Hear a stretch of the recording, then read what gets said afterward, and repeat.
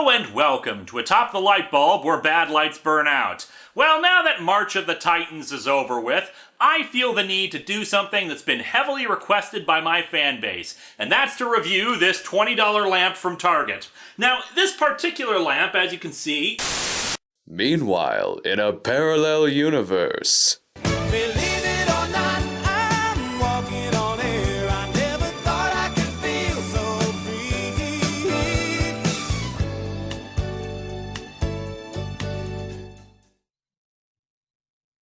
At this point, can we officially declare Frankenstein-sploitation a thing?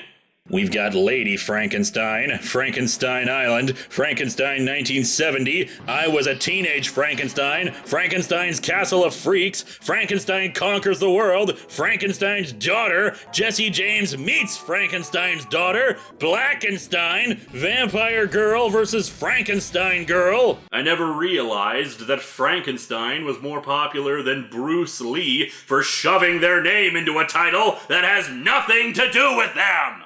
There's also Frankenstein 80. Now you might think that the number is actually a reference to its original Italian title, where it's clearly a year marker, even though it was made in 1972, but frankly, with all these Frankenstein movies, I wouldn't be surprised if it is supposed to be the 79th sequel to Frankenstein. Does adding the word Frankenstein to your movie really get it that much more business? There are a lot of underrated movies out there that could have used the bump. You know, like Dread vs. Frankenstein, or Frankenstein meets the Cinema Snob movie. Now you might think, as a cinema snob, that my favorite Frankenstein movie is the Universal classic starring Boris Karloff. But you forget. Remakes are always inferior to the original. Therefore, my favorite version of Frankenstein is the 16-minute 1910 film.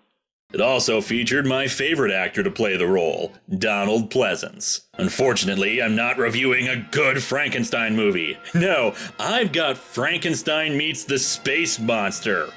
Well, finally, the iconic creature, the Space Monster, gets to meet Frankenstein. Well, it's about damn time. Oh, excuse me, I believe that's Frankenstein's Daughter Meets the Space Monster. Now, you may be thinking that's only one reference to Jesse James Meets Frankenstein's Daughter, but you'd be wrong. It's two references. Why? Because just like Jesse James Meets Frankenstein's Daughter, the movie's name is a complete lie. There isn't a Frankenstein in this movie. No Dr. Frankenstein, no monster made by him to be mistaken for Frankenstein. Nobody is named Frankenstein in this movie. You wanna meet the guy who's supposed to be Frankenstein? Do ya? Well, be patient, my friends. We have to meet the aliens first. We continue to hear modulated hydrogen frequency signal of 21 centimeters, Princess. I never realized that the elves colonized other worlds. The aliens decide to land on Earth. Aha! Yeah! Well, aha to you too. They have launched a missile attack. It may be aimed at us. The bastards, they're launching stock footage at you. The missile is quickly dispatched thanks to the efforts of our bald-capped Peter Lorre.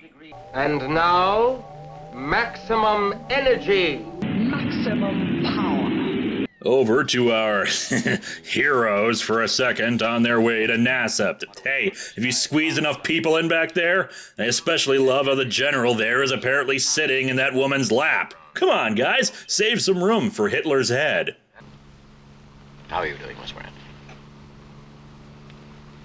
Well, enough of that dialogue. We don't want to overwork that poor actress. And of course, being a cheap science fiction movie from the 60s, there's lots of padding of people driving. But unlike the relaxed Manos, the Hands of Fate score, we've got a more swingin' soundtrack here.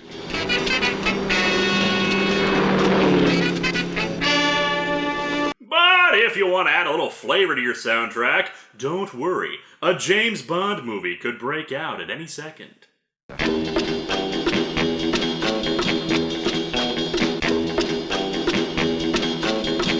group arrives at a press conference to announce a space flight for the next day along with their new astronaut. Oh, and behold the NASA press corps, ladies and gentlemen. These 4 guys. I guess people really did grow bored with the space program after a while. Only these 4 guys are interested in the fact that this guy is going to Mars. And of course, during such an important briefing, the camera seizes up and freezes on this guy's face. Colonel? Colonel? I'd make a joke about him being a robot, except, well, he is a robot. Yup, say hello to our Frankenstein. A robot! Named Frank! They quickly usher him out of the room to hide the fact that he's got a bad motivator. Gentlemen, this press conference is concluded. Let's all clear the room now. Drinks at the officers' club are on me. That's a good idea. Booze? Well, forget about the historic space flight. Let's get plastered. The 2 scientists examine Frank. Well, why the hell do they need the fake half of a brain there? Are they worried someone's gonna scalp half of his head and want to make sure they fool them? We needed to do it. What if Hannibal Lecter dropped by and wanted to eat his brain, but only found wires? He'd be really disappointed. Male scientist guy, what, you really think I'm gonna bother to learn his name? The movie is called Frankenstein Meets the Space Monster, and they don't even have Frankenstein. Well, perhaps I'm complaining too soon. Tell us about Frank, male scientist guy.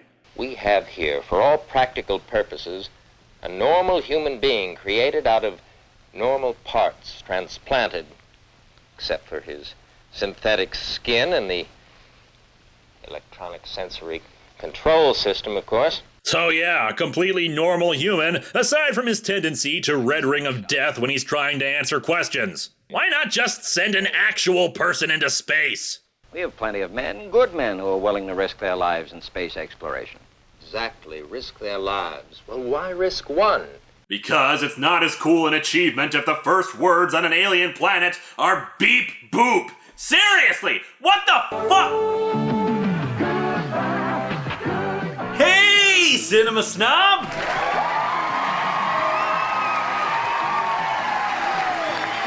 '80s Dan, what are you doing here?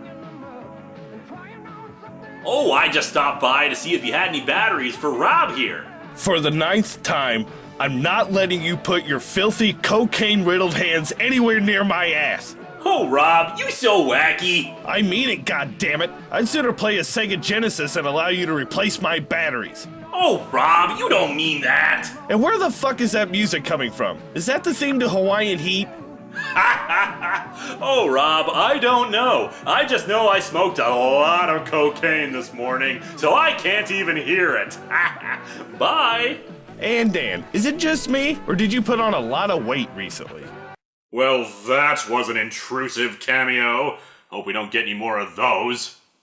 They launch Frank up into space, but the aliens, thinking the rocket is headed towards them, shoot at it and force Frank to crash in Puerto Rico. Fearing that Frank spotted them, the aliens land to pursue him. Oh yeah, land. Make sure more people can spot you.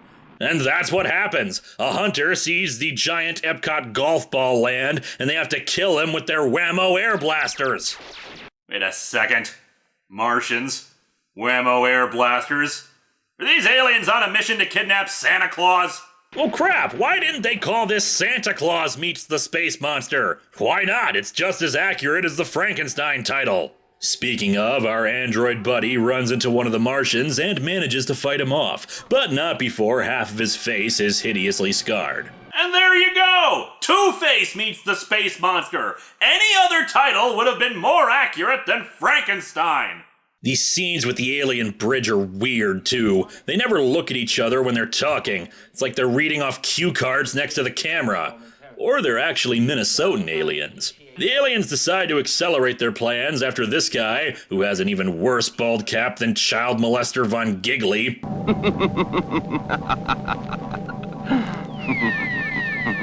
reports that they failed to find Frank. As punishment, the injured alien is fed to the space monster Mull.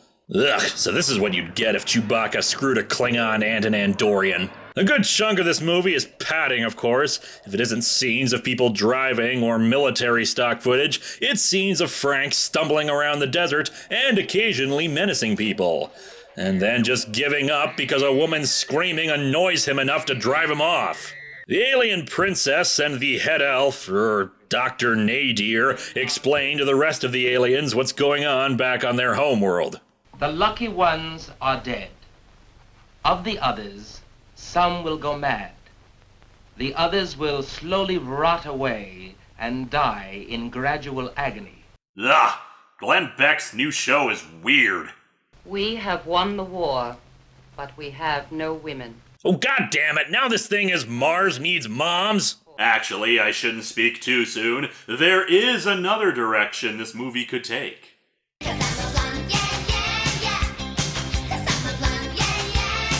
Now, originally, I wrote in the script that the word Frankenstein is never spoken, but in fact it is said once, all of once, by the scientists when they wonder what could happen to Frank if he crashed and was damaged.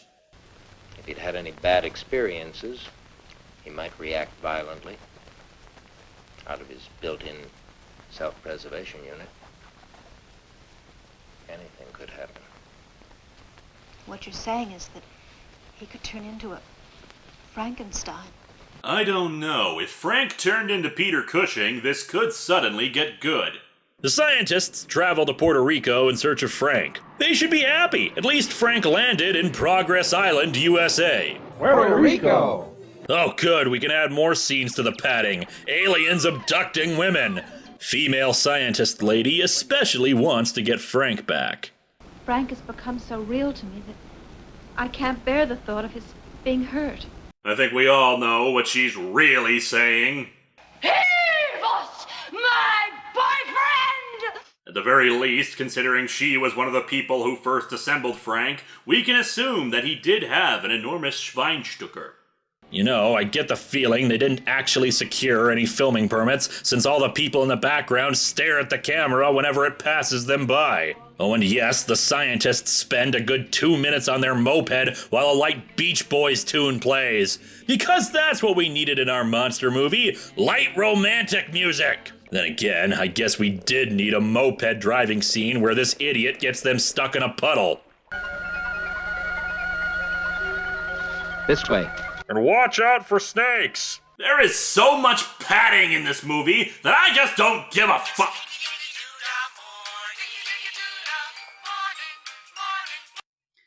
Hello?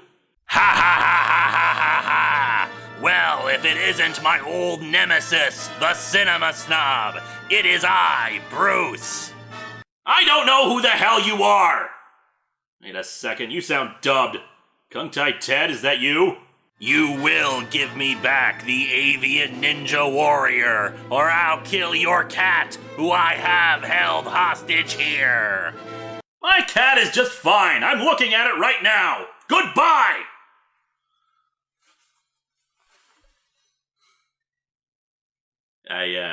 I lost my train of thought. The scientists locate Frank and examine him. It's horrible, Adam. Looks worse than it is. Remember, he's a robot, not a man, Karen. What I'm trying to say is that he is an android, but me, I am a man! I'm sorry. Why the hell did I just say that? And I think my favorite of the lampshades is this green one right here. And the reason for that is that... What? Oh, we'll be right back. So anyway, I was talking about this green light. Welcome back, and as such, it's time for us to finally discuss this beige shade right here. Male scientist guy sends female scientist lady back to get some help, while he stays around to try to repair Frank. The aliens attack a pool party and abduct all the women. Not that it would have made much of a difference. Freddy Krueger was gonna take control of Jesse Walsh and kill all these people in a few minutes anyway. Unfortunately for female scientist lady, the aliens abduct her before she can escape on the moped. And considering the aliens want to breed with all the women, I suddenly have a fear that this is gonna turn into a rape revenge flick! Let us go within and observe the purification. You get creepier with every sentence, Keebler. And how do they prepare women for breeding? Why, they get to have a towel put on them before they're put in the oven, to soak up all the juices, you know. I especially love when we cut back to the princess and the amazing Larry. They look absolutely baffled as to what the hell is going on. When the aliens find a device on the female scientist lady, they demand she explain what the purpose of it is, but the actress decides to clamp up and let this guy make more faces like he wants to feel her up. Why doesn't she just tell the Martians the truth? Spock's brain was taken, and they need that to control his mindless body. Because of the impending alien threat that they somehow know about, the Army calls in its best stock footage to patrol Puerto Rico. Male scientist guy leads Frank out while his dubbing explains what's happening. No, don't look back, Frank. We're safe. I wonder where Karen is now. Look, it doesn't matter if your padding has talking or not. It's still gonna be boring. Don't waste your time with useless dialogue. Quiet, Frank, quiet. Quiet, Frank, quiet. They'll hear you. You didn't say anything, asshole. You're making more noise than him. Now, Frank, the men who attacked you were from outer space. That's the spaceship that they came here in. What? How in the hell do you know that? Well, since he's already demonstrated he can just discern whatever's going on in the plot, he leaves Frank behind and gets on his moped to call for help. Hey, you got a telephone? No, a telephone. Telephone. Hello, a telephone. Telephone, el telefono! El telefono is Spanish for telephone. While the stock footage is mobilized to attack the giant golf ball, Frank is captured by the aliens and just set down somewhere. Isn't that always the way? You spend all that money on an android and you have it sit in the closet somewhere instead of ever using it. The attack is launched, but there's no effect on the spaceship. It's up to female scientist lady to wake Frank up and have him save the day.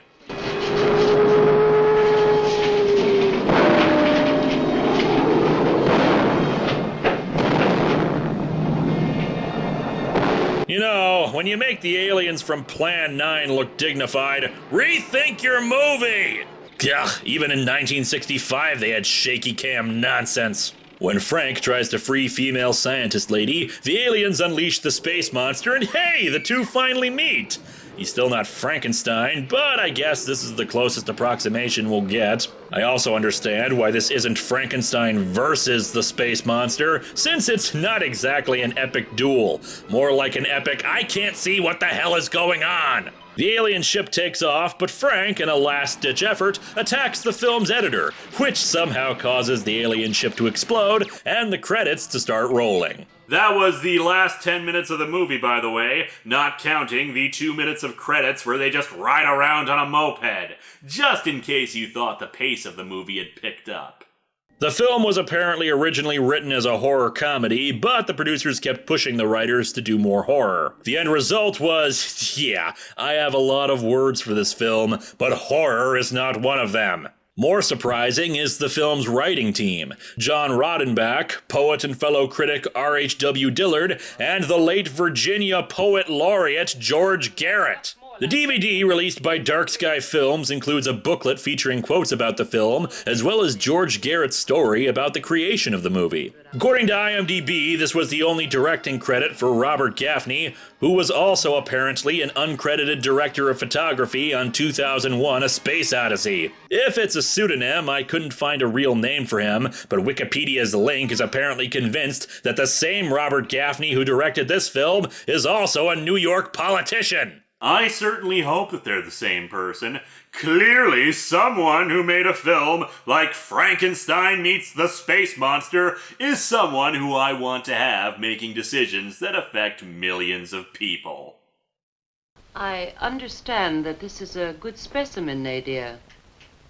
I hope so. You know, at this point, should we just officially declare Frankensteinsploitation a thing? It's not working. Yeah. Spent $16 on this damn thing. Screw it, I'm drawing it in pen.